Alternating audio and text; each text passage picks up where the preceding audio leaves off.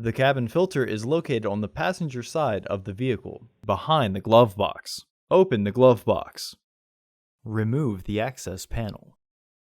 Unclip and remove the filter housing door. Remove the old filter from the housing and clean out any debris inside. Insert your new filter with its arrow pointing up. Reinstall the filter housing door. Reinstall the access panel.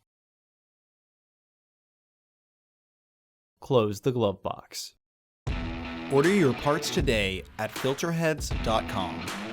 Also, please like our video and subscribe to our channel so you won't miss any new content.